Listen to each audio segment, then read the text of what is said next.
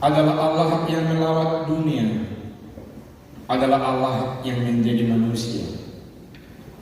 Dia tidak hanya lahir sebagai anak-anak kecil, beranjak menjadi orang remaja, menjadi seorang dewasa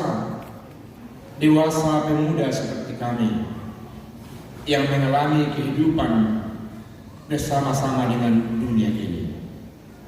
Engkau Allah yang sungguh-sungguh, yang perkasa, yang mampu melihat segala pergumulan iman percaya kami, pengharapan kami, bahkan cinta kasih kami juga Engkau urusi Tuhan, sehingga kami mau menjadi sempurna di dalam nama-Mu. Berkati hamba dan umat pada saat ini yang rindu untuk sapaan firman Tuhan sebagai kenangan kasih bingkisan Natal yang akan menggores iman percaya kami pada malam hari ini. Dalam nama Yesus Tuhan kami berharap. Anugerah Tuhan kita Yesus Kristus yang melampaui setiap akal dan pikiran manusia menyertai saudara-saudara sekalian di dalam Kristus Yesus Tuhan kita yang bangkit itu. Amin. Salam. Pak Ketua, saya bisa enggak? Mohon izin. Yang pertama, sangat spektakuler ini persiapan Natalnya. Saya hitung barusan, saya mau hampir 7 tahun di sini ya. Tahun 2016 ya. 17, 18, 19, 2020, 21, 22. Dari segi tahun masuklah 6 tahun ini ya. Baru ini yang spektakuler, acara Natal 610. Tepuk tangan ke 610. Hanya kembali kepada Pak Ketua, saya merasa kurang sempurna menyampaikan firman Tuhan ini. Kalau hanya persoalan tamu yang belum datang, kursi nggak terisi. Berdamai nanti ya, kepanggillah mereka-mereka yang di luar supaya di dalam adik-adik muda-mudi masuklah ke dalam dulu selama khotbah. Nanti setelah khotbah aku kasih waktu kalian kembali keluar. Duduklah di dalam dulu. Ayo, bawa Sifania. Ayo. Dan yang sedang buka gadget, matikan gadgetnya. Ayo, Pak. Sudah. Nggak, biasanya tamu-tamu datang di atas jam 8:30 itu. Tahunnya begitu. Bukan hanya sampai sekarang bukan hanya 10 yang saya pimpin nanti. Ya, sekitar 10 gitu lah. Tamu-tamu apalagi muda-mudi di atas jam-jam snack nih. Perspektif hidup berarti sudut pandang hidup. Ada banyak sudut pandang hidup yang hidup di tengah-tengah yang hidup menghidupkan kehidupan, tapi tidak pas di hadapan Allah ketika itu. Mari kita lihat. Di situ berdasarkan kelompok partai, golongan, hidupnya tidak terarah. Diambil juga diangkat persoalan politis dan saya sampaikan. Itu perspektif Allah arahnya, ini perspektifnya muda. Yang jelas ada dia karunia tanpa kasih. Rupanya di sana ada banyak karunia. Ada yang pandai nyanyi, ada yang pandai nari, ada yang pandai menulis, ada yang pandai berkhotbah, ada yang pandai berdoa. Sebentar benar, aku dulu yang berkhotbah. Di sana ada banyak mereka yang mewakili kehidupan seperti ini, tapi mereka tidak pernah memasukkan nilai kasih pun. Memasukkan nilai kasih, tidak pernah mereka. Kering dengan nilai kasih. Yang menonjol adalah prinsip partainya. Partai A prinsipnya bagaimana? Begini. Partai B prinsipnya begini. Partai lintas antar partai tidak jelas kelihatan. Tanpa berpikir kamu tidak akan lulus kuliah. Tanpa berpikir kamu tidak akan lulus SMA. Tanpa berpikir kamu matematika kamu 0. Tanpa berpikir kamu nilaimu tetap CD. Kalau di kampus itu nilai di bawah 50. Enggak pernah C. C yang penting kamu berpikir. mampu berpikir, mampu memecahkan persoalan. Kalau kamu nggak punya teman, tidak punya pacar, tidak punya teman yang lain, dianggap karena tidak mampu berpikir, bersosialisasi, pemuda-pemudi di tengah-tengah masyarakat. Ego, kan begitu. Berikutnya, di sana diadopsi budaya lokal. Budaya lokal, budaya Riau atau budaya Batak selalu ditekankan oleh sebagian orang. Kami orang Batak, kami yang paling hebat. Lihat seperti Marga Simatupang, berapa jenderal? Marpaung tidak ada jenderal. Kenapa? Sianturi banyak jenderal. Marga Tokotoro enggak. Sudah sama-sama Simatupang ini masih mempertajam lagi antara Sianturi dengan Tokotoro. Itu ada Kristen adanya, tapi ada yang banyak. Misalnya ini, sebenarnya bukan ini, tapi kira-kira begini di akarnya. Tapi ini juga menjadi bahagian hidup dari seseorang. Sebagian orang ada sampai 3 partai-partai yang tanpa kasih hidup dia miliki, dan sebagian lagi begitu, dan panahnya dan arahan sama-sama memperjuangkan yang hebat bagi dia. Terjadi bentrokan. Makanya sering kalau di Indonesia terjadilah muda-mudi yang demo di jalan.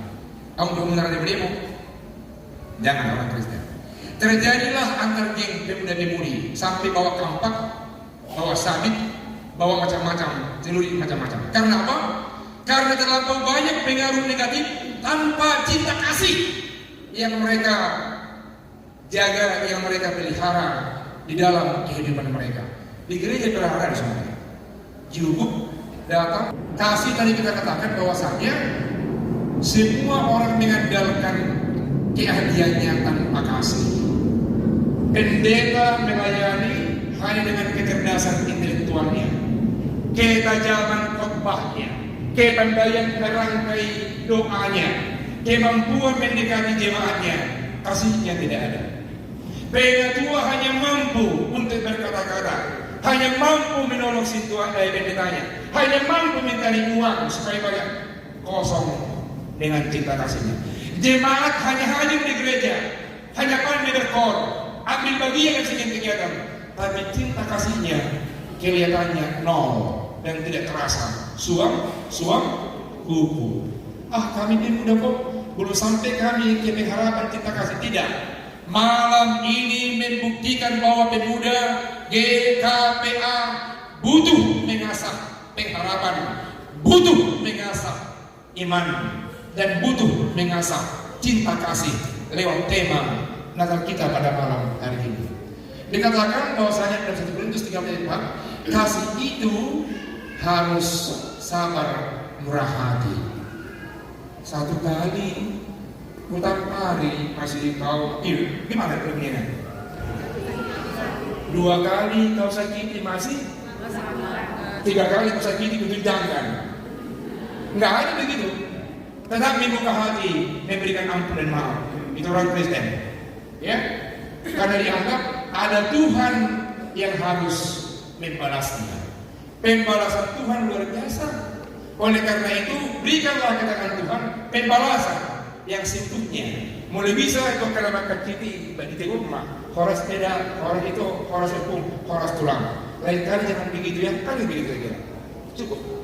Kalau begini ya, iya, kasih itu tidak boleh cemburu. Dipacari suami kita ke cemburu.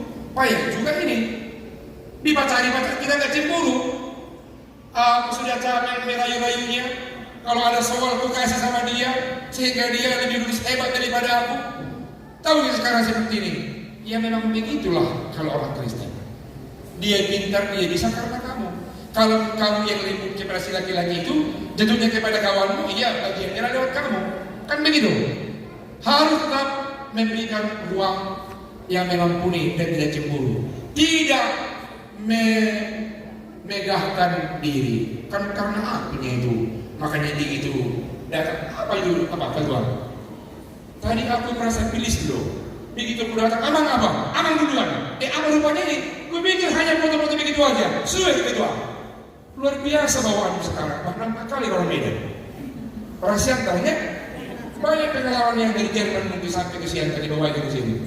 Tahunya punya menghilup kilok dan muter-muter. Sempat aku mutar-mutar. Nanti aku coba sama ini sini, tulang rahang ya. Berpotong nanti di situ. Apa namanya ini? Kamera 360. Kamera 300? Mabayar. Membayar beginna. Alay, dibayar panitia. Dibayar panitia. Kita nggak bayar lagi. Polanya non, jangan berebutan ibu-ibu. Dan kalau sudah satu kali, jangan dua kali.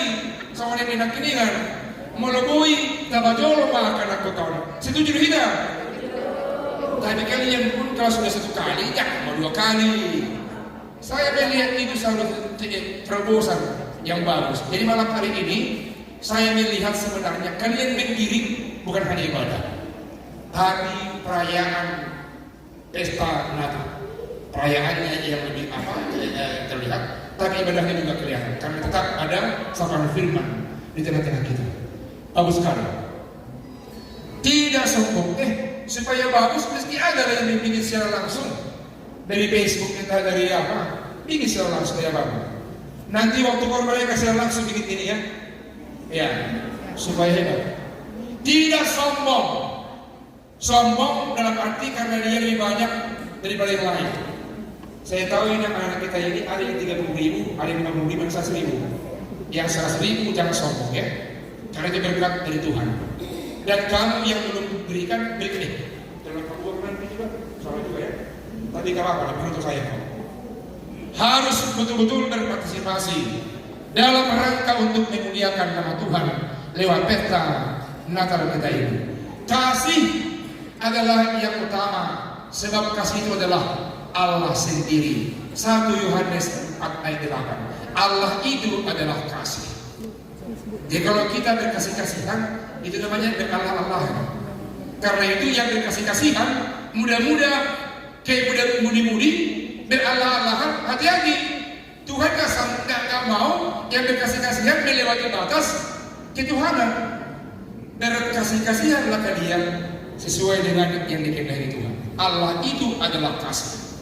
Jadi pesan Natal pada malam hari ini, Allah itu adalah kasih. Silakan mencari siapa yang kamu kasihi, yang seiman dengan kita. Kalau itu seiman dengan kita, nanti kamu repot. Bukan tidak boleh, tapi terjemahkan imanmu ke mereka, pengharapanmu, imanmu. Demikian juga dengan cinta kasihmu. Sekali lagi, Allah adalah kasih. Ada 3 musuh kasih. Pertama, benci, cemburu, curiga. Aku nggak suka melihat dia. Kenapa? Anting-antingnya lebih panjang dari aku. Mengapa nggak kamu cari anting-anting sama dengan dia? Dia capek mencarinya. Aku cemburu loh, kenapa?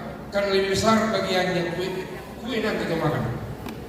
Iya, dia, bapaknya, adanya lagi. Alam lebih dua naik, nambaruna, alam lebih musik, lainnya, apa-apa.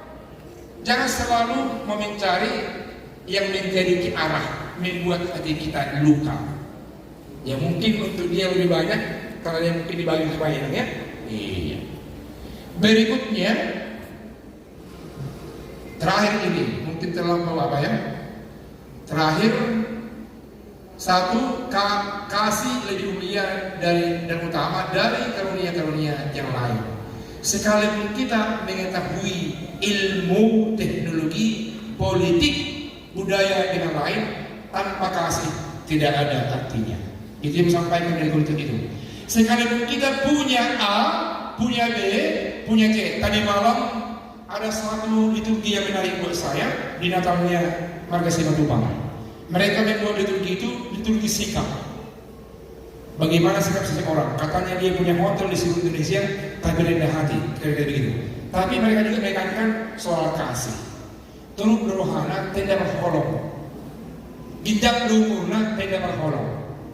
Ya, itu kira-kira. Jadi sekalipun kita memiliki A di leher, di tangan, di pergelangan, di semua pulau, tanpa kasih tidak ada artinya.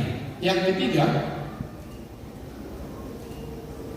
sekalipun kita mengetahui A, memiliki keterampilan B, di sana dan di sini, tanpa kasih tidak ada artinya. Karena itu, kalau kamu lebih mengetahui fisika, kimia, memetakan persoalan kantor dan kerja, berikan sama temanmu berdasarkan kasih.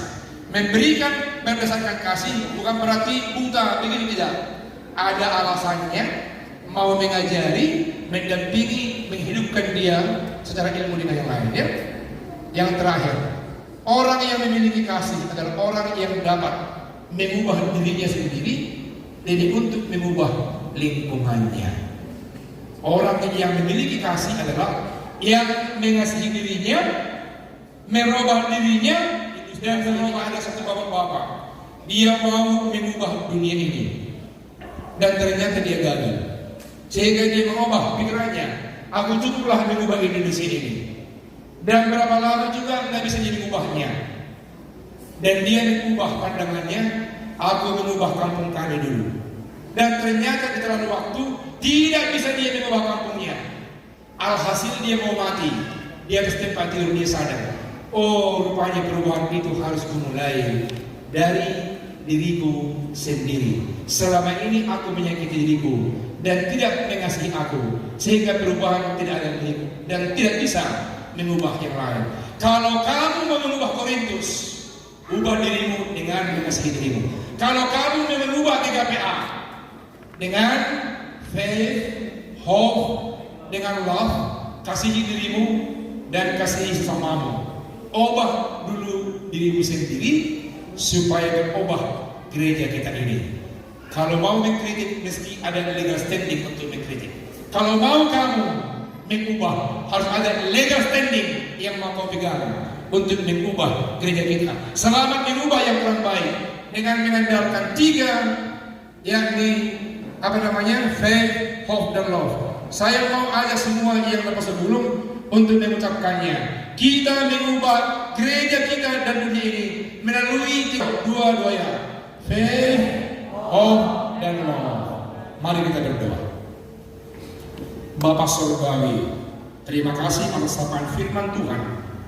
Kami memahami di mana dia lahir, karena apa, tujuan apa, dan sedang berbicara di tengah-tengah kami lewat sapaan anak-anak muda kami, dan mereka mengembangkan kepada kami, sehingga bukan hanya mereka yang menerima dan yang disapa, tapi kami ikut semua yang ada di tempat itu. Oh Tuhan, betapa mulianya sabda firman Tuhan yang mau mengelus, yang bisa untuk memadamkan yang tidak baik, yang mengembangkan iman percaya kami, pengharapan kami dengan mengandalkan cinta kasih kami.